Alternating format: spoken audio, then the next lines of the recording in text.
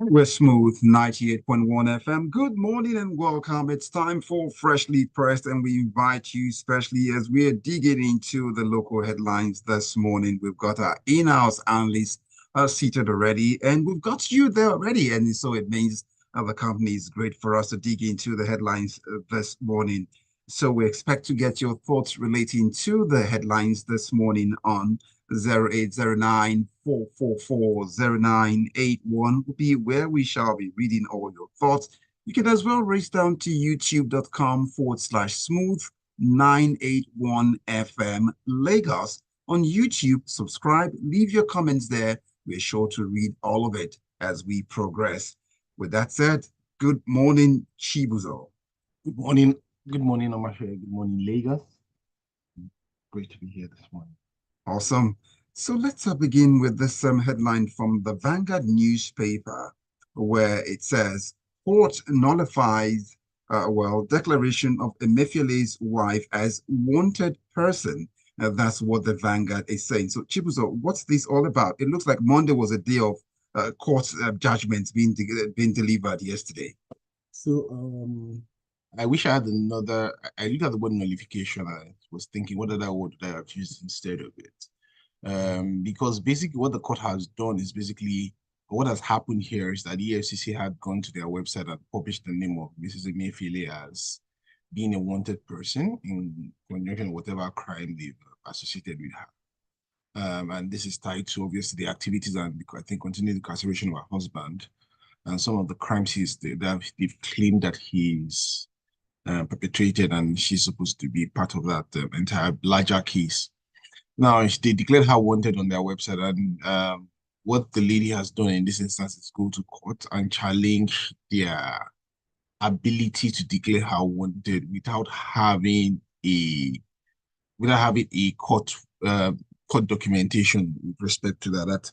So she said that there's no valid court. Basically, her lawyers have said is that there's basically no valid court order that makes this case that is the basis of declaring her wanted. I actually think it's quite interesting that she's done it. I think it's something that is helpful. Because one of the things I think that is lacking, and for all the talk about the rule of law in Nigeria, the rule of law requires both the people to be aware of their rights and the law, and also to the executive, the judiciary, the police, every single individual in this country also be aware of what their responsibilities and their rules are in keeping the rule of law. So if this, for instance, this action strengthens our rule of law and our systems, then fine for me. I do expect the FCC to challenge this further and probably just do the right thing and go and get valid court order to be able to serve upon her and tell her what if she feels to appear.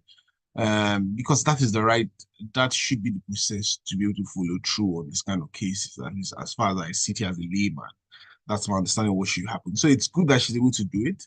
The sad part is that not everybody has either the ability or the ability to have good legal advice to be able to go this way, or has the means. But we should be able to get to a point in the country where even the authorities know that these are the processes I need to follow, and I need to treat every Nigerian in a proper way in the eyes of the law. So let's see how this plays out. Like I said, I expect the police to challenge the EFCC, sorry, to challenge this. In addition, I see it's looking like this judgment, it's coming like you can visit the scene of the father on the son or the scene of the husband on the wife.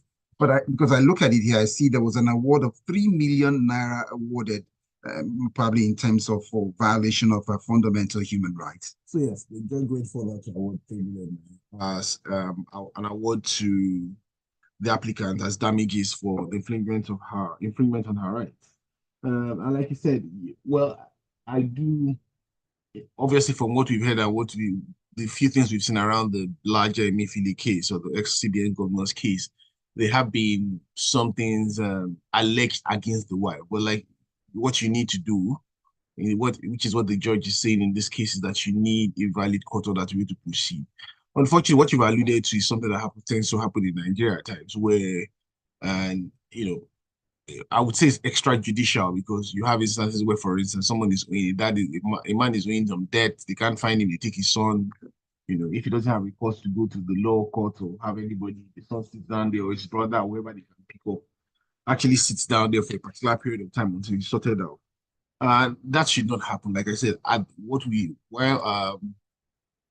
society is not perfect, but in theory, our law says that we're all equal under the eyes of the law, and what we hope to that we'll be able to work from that theory towards actual practice, at least in the larger scope of things. Let's proceed now to the Nation newspaper. But before we do that, just a reminder to the listener, we can get your thoughts, reactions, that is, to relating to these headlines this morning on Freshly Pressed on Smooth 98.1 FM to 0809 444 0981. You can as well catch a live stream on youtube.com/smooth 981 FM. Subscribe to the channel, leave your thoughts there. We'll pick them up shortly. Let's proceed to the Nation newspaper, where the headline is getting it's political now. So it says, "I will unseat you in 2027." Wike replies Senator Kingibe. Where is this getting to? This words on Mabu from our favorite fighting words from our favorite ex-governor, now turned minister. We don't know what the next chapter of his political career will be, but hey, we'll be following with keen interest. As he never ceases to keep us unentertained with his dressing, his words, and his usual fighting stance. I've seen some dance moves lately. And he's added some steps to his wardrobe. We'd like to see his designer and his wardrobe coordinator. So, but going back to this story, he's basically told the senator representing the Federal Capital Territory National Assembly that he would unseat her at the next elections. Now, what has happened in this instance? So the senator has come out, the senator Senator Reti Kingibe, on some forum had spoken about how she felt her constituency had been marginalized in a particular area. And she said that there was no clean water for the residents of Abuja. She said that they had issues in terms of healthcare, water, education, and security. But in saying all this, she acknowledged that the fact that obviously a lot of roads are being constructed around Abuja. But she said that for her, in her opinion and from her position, what she was claiming or what she's stating is that those are not the priorities of her constituency, or those are not the major needs. I won't say those are not the priorities, those are not the major needs. So she's probably stacking up against what she feels are the primary needs against other things that are being done. The minister has continued from what he used to do back in Rivers State, which is construct roads everywhere. I have this joke that we crack with friends that if you allow the minister to continue with construction, they probably construct onto your sitting room. Either there's a need for road. I do have my personal feelings about why they construct so many roads, but that's something that I will not discuss on air. So let me not get Omatseye and the studio to trouble. But the minister, like I said, is renowned for constructing many roads, and the senator has made these comments about that these are not what she believes are the priorities of our people. The minister, in his usual stance, has taken fighting words and has basically told her that, see, you know what, that he would unseat her, and that she basically claimed that she's not as popular as he is in the area, and people are busy singing his praises for what he's done. And he basically didn't mention, I said he overheard somebody. He was speaking on another TV station, and he said he overheard somebody, a lawmaker in National Assembly, for getting his successes. And he talked about her comments about education, and he's basically a question if she sponsored any bill to help improve the educational and health sector. I don't know if she's able to sponsor bills at that level, but hey, at the national level, she's open to do so. He said he told her if she's popular enough, she should come in 2027 and run under Abuja, and he will fail her. He said, I quote, he said, "Do you think that what happened last time will not happen again? It will not happen again." I don't know what he means by this, but it's a bit sad, and it's not unexpected from Mr. Wike, but it's quite sad because given his position and given his position, and I'm speaking both in Rivers State where he's coming from, and now he's moved to Abuja. What you would expect is some level of collaboration with the senator within that space to make things better for the people. What we see trying to what I see trying to happen is someone who is jostling for superiority in his position and trying to say, and jostling for position superiority. Yes, this is all politics. For a lot of them, it's all about politics. But for the man on the street, it's about his continued existence, about the quality of life, about how he lives his life, about how he sends children to quality schools, how he's able to compete, how he's able to sell his child a dream that it's not about where he was born in, but where he can get to. But what we are saying today is that politicians believe politics is just a game. Politicians like in making comments like this, for him, politics is just a game that needs to be played. And I would rather that he takes a different stance going forward in the future. And also, well, if the senator is also able to accommodate him, also are able to approach and have a different stance. At the end of the day, both of you serve the people of Abuja. You do not serve yourselves, and that should be what is at the end of your head, at the end of the table for you. So we do hope, although it's highly unlikely that will happen, that both people come and come together, share points, and come together and do things for the people of Abuja. But hey, asking for that happen at times in Nigeria is almost as if it's impossible. But we keep hoping. So 2027, like the minister, the line is drawn, but it's like 2 years away, 2.5 years away from now. So we keep our fingers crossed. But even in 24 hours in politics, a whole lot can happen, let alone 2.5 years ahead. In life, 2 years is very long. Oh, it's a century. Okay, it's a century. I think it's too early to be beating drugs and saying how that I've done and I'm going to sit you. But it's typical wiki. So okay, vintage wiki for us. But let's connect these dots to Rivers with what we've got in the Punch newspaper headline now. Yeah. Rivers State announces date for local government elections. That's what the Punch runs with. Will this be like it will be time for very soon? We shall probably in October have the police stand at ease if they are standing attention at the 23 local government areas in Rivers State. So Rivers State, this is the next chapter in Rivers State. I wouldn't say the trilogy, but the how would you describe this? Well, the series of books or novels that is Rivers State. So we've gone to the next chapter.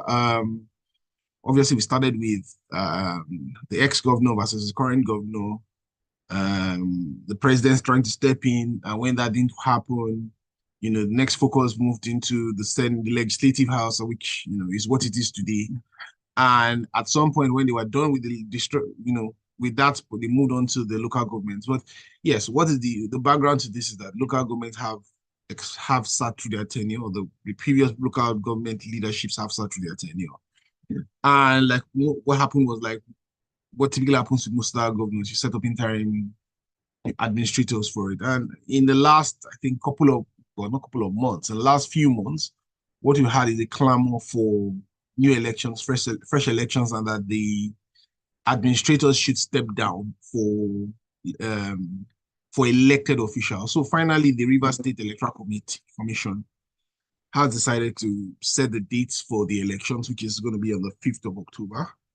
And like Omas has pointed out, we are looking forward to Rivers State being shut down, a lot of police presence and military presence to ensure that the elections are free and fair, at least are safe for the people of Rivers State. The various parties like the Nigerian Bar Association Port Harcourt branch have stepped in and said that they are ready to partner to help umpire the elections. Various stakeholders are speaking with respect to the elections. What we do hope is that, these various political fighting forces will set aside, will take it a step forward and not just do politics for politics' sake or personal interest. And we do get to the point where actually people's interests are the first thing on board. But also there's a challenge of people understanding what their interests are. So it's like the previous story. Someone is giving roads. Roads are good, infrastructure are good, but are we also building the people who are going to use this infrastructure? So that's the question that's being asked. And we need to answer all those questions. The people need to determine what is most important for them. Is it the short-term gifts for some of these politicians, short-term interests that can change, or long-term growth? So we do hope that, in not only are we looking at the battling forces in terms of this election, but also the people are looking at who are we putting forward as our leaders at local government level. And this is also in the background of what's happening at the federal level, where you're trying to get some additional autonomy for the local government. So at some point, if your local government chairman is able to get his entire resources and allocation, and able to run his government with some level of autonomy, who do you want running that show? Do you want the best possible person? Those are the things we need to look at instead of, which godfather is sponsoring which candidate, who is putting what forward, who has the amount of power to force in his candidate or not. Unfortunately, a lot of the parties don't really pay attention to the people when they want to at local government levels. They don't really, because what we've seen a lot of times is that people just follow the trend. So if other parties in power somewhere, they vote in everybody in that power. But we need to look at each of the individual candidates and hopefully hold each of the candidates accountable at some. So that's what we're hoping. It is still freshly pressed on Smooth 98.1 FM, still picking up the headlines from the local dailies this morning. And we can get your thoughts if you send them across to the WhatsApp platform 0809-444-0981 will be where we read all of the messages. You can also catch a live stream on youtube.com/smooth 981 FM. We'll read the messages on the other side.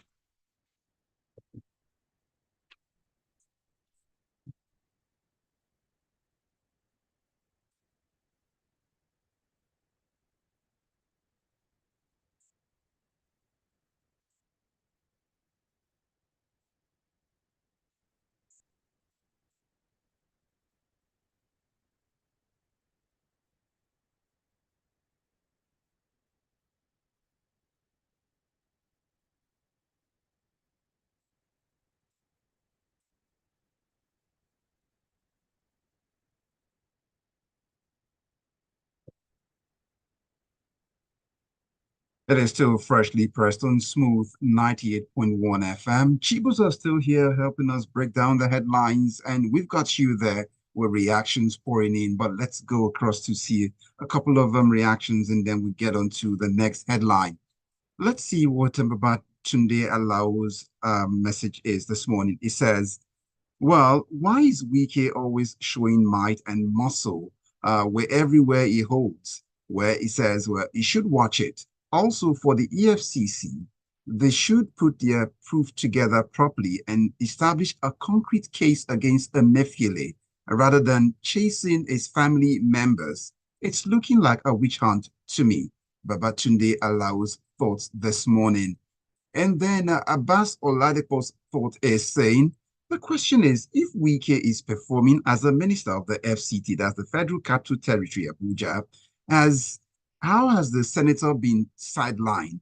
Is she trying to do the work of the minister, or does she expect Wike to report to her?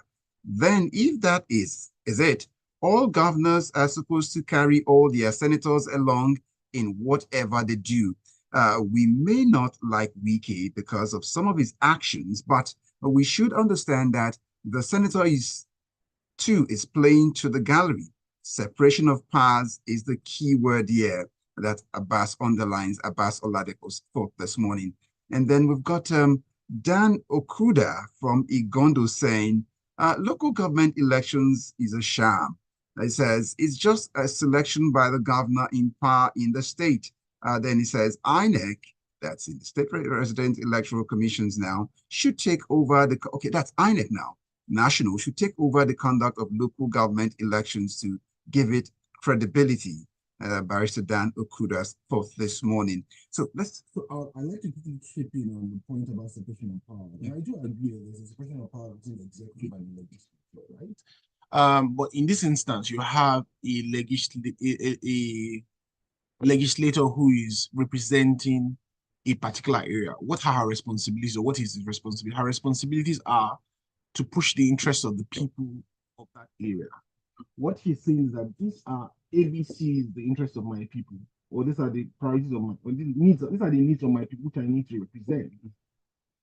The executive is saying, this is what I'm going to do, or this is what I'm doing. So it's not about, I don't think she's imposing on what he's doing, but she's saying that these are the things that my people need, and this is the executive saying, this is what I'm doing. What typically needs to happen if we are interested in governance is that we need to understand what are actually the priorities of people, who is speaking for the people in this instance, and we need to align them. So nobody's saying that he needs to report to her or vice versa. It's just about the interest of the people at the end of the day. Which leads us to the Punch newspaper once again, where the headline says federal government, that's FG, revokes 870 billion naira road contracts, 2,270 projects suffer delay. Who would be the right person to give us the stats? Dig into this and tell us who's talking here. So the Minister of Works, former Governor Debo, former Governor, he's not a Minister, Debo Mai. There's always this transition. Next thing is he's basically gone on an inspection and he's basically also trying to give an account of his stewardship so far. So what he said up is that when they came to power, they inherited about 2,600 uncompleted road projects, but he's been able to reduce this to 2,270 in just over a year. After they completed 330 emergency projects after an appropriation of 300 billion by the federal government. He's basically asked that, or revoked 870 billion contracts that were awarded to three entities, Dantatans Away, Modakat, and RCC, largely for non-performance. He's also terminated contracts for the other determination of contracts for the sections 2, 3, and 4 of the dualization of Obajana Bini Road. Also, as part of his actions or as request. So, back in April, the minister had threatened to revoke of non-performing contracts, and he's now, moved from threatening to actually taking the action on it. So the basis for the termination of this contract would be underlining poor performance or non-performance. So one of the things that the minister has always put forward from when he resumed office is about the fact that he was going to continuously inspect contracts or constructions that were ongoing, and they were going to be able to terminate some of these constructions if they did not meet the timelines, it did not meet the quality that was required, and he's gone around inspecting several of the shows. So this is what is coming out of it. He's also looking at they're also looking at what assessments of some other routes that are ongoing. But this particular this particular stretch is largely for, I think, the affected areas are dualization of Obajana Bini, Section 2, which is Okene to Auchi in Kogi and Edo State, dualization of Obajana Bini, Section 3, Auchi to Eho in Edo State, and dualization of Obajana Bini, Section 4, Eho to Bini in Edo State. Basically, like he said, he's talked about the delays in fulfilling the obligations of the contract, which has delayed the timely completion of the contract. So these contracts the projects were awarded in 2012 and are basically abandoned, according to him, abandoned by the contractors. They've not shown any faith in completing the contracts. And he's asked the engineers from the ministry to take charge and enter necessary steps to be able to recover whatever they need to recover, clear the constructors from site, and proceed to looking at how they would take this construction up going forward. And it's basically warned the other contractors who are also involved that in various other projects that this will also happen if they don't fulfill their contractual terms. I do hope that, at the end of the day, there's always a cost to terminating contracts. There's always a loss.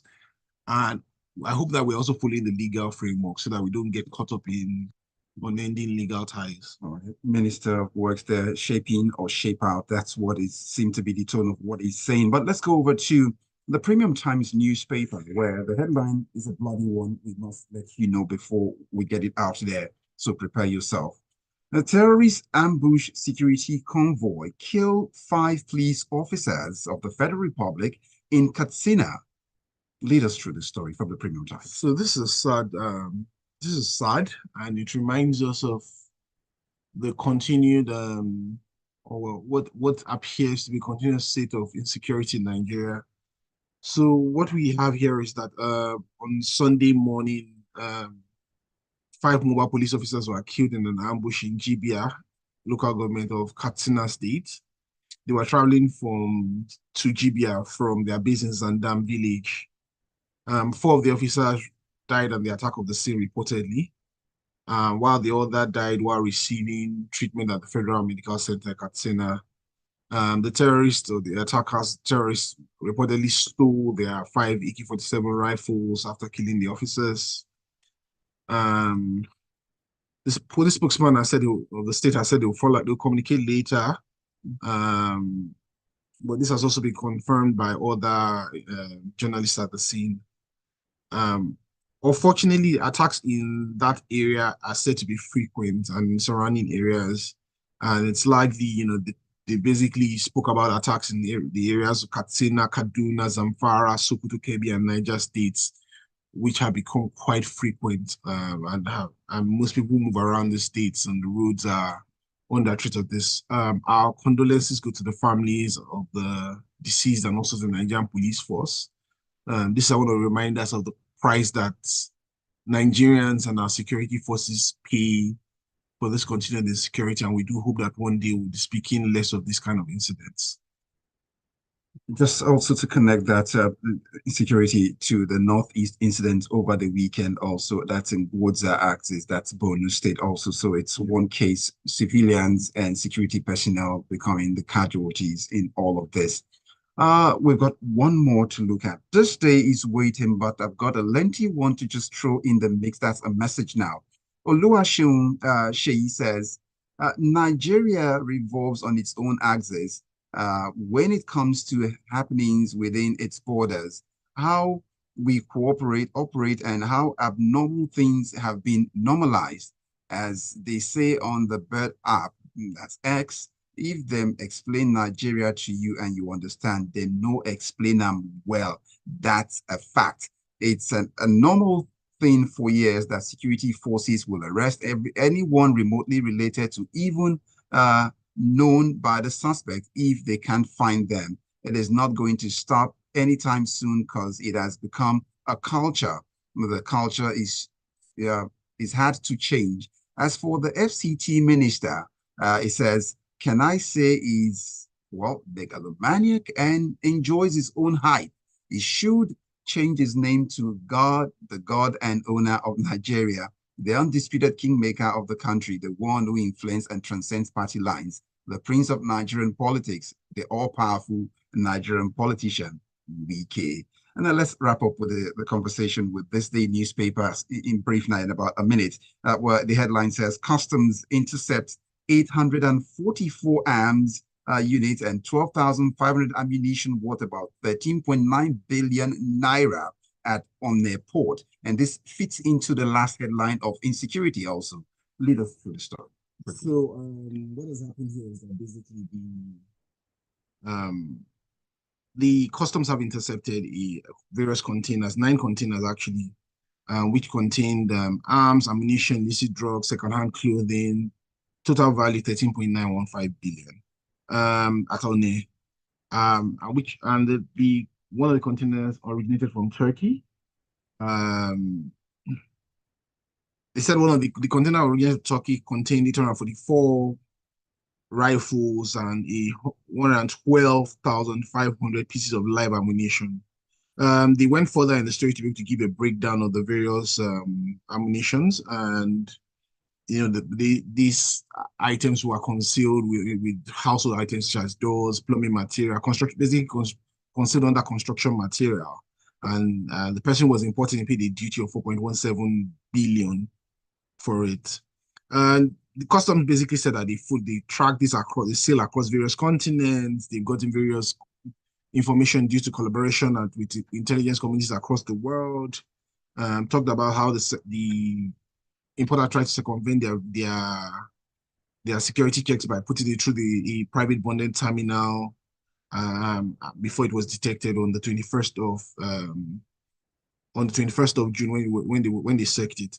Now, I think basically for me, the major thing coming out of this is there was the other 6 containers that had drugs, such as syrups, codeine, Todol, benzol, type plates, basically and bills of use clothes. Obviously, the major thing that catches our attention here is the weapons that have been trying to smuggle in, and also to a lesser extent, some of the drugs that were brought in, because some of these drugs have been, restricted in the Nigerian market. The good question about them intercepted, yes, there's good parties that they've intercepted it to start. The next part is giving all the information and all the intelligence they've gotten. Are we able to drill down to who is behind this? Once we're able to drill down to who is behind this, then it also takes us a step closer to be able to shutting down those channels. And hopefully at some point being able to make progress and with our current security situation in the country, because these which are being used by these various guys are coming from somewhere. And once we're able to take that next step to shut these channels down, then it's all better for us as Nigerians. All right, that's where we would leave the conversation on Freshly Pressed, but we'll get in your messages right away and then we'll say it goodbye. Now we've got Joseph Menye from Silver State Ejibo saying this: why is the elite, government and appointees, state government and federal government enjoy immunity of all sorts at all levels after demolition of structures and fighting the senator representing the FCT? Now, Wike on building spree, accused of insubordination and threatening 2027 elections of the senator. Now, wow, that's from Joseph Menye's thoughts this morning. And then I find Adegboyega Adedeji saying Wike should learn to build bridges and not to make enemies. Little rivers have drowned the best swimmers in the world. This is deep. It should be advised it's a small world, this little rivers, not even with the life jacket. Anyway, let's go on now to bring in Babatunde Alao's thought. It says, intercepting containers with arms are not enough, but to investigate the owners, just to resonate your thoughts, Chibuzor, the names should be made public and the punishment that follows. The usual way, we won't hear anything about this case again. Babatunde Alao's thoughts this morning. And then I find Abbas Oladekbo once more saying the person did not pay duty for of 4 billion. That is the duty paid value, DPV, which means that's the worth of the arms. Well, kudos to customs and other agencies. And then it says customs need to reduce the bonded terminals. Thank you for that clarification. On this one, on the same page here. So let's go. Let's find Cruz. Yeah, Cruz says, well, it says when people don't get prosecuted for crimes, the populace only learn with the right backing. Well, you can do anything. That's what he says. But that's the size of the show this morning. Chibuzor, thank you so much for your time. Thank you very much, Lagos. It's been nice being here. And thank you to you for being part of the conversation, for sending your thoughts this morning. We appreciate you. My name is Omatseye Atsenuwa. And next up will be at 8:15 for The Grapevine. Stay tuned.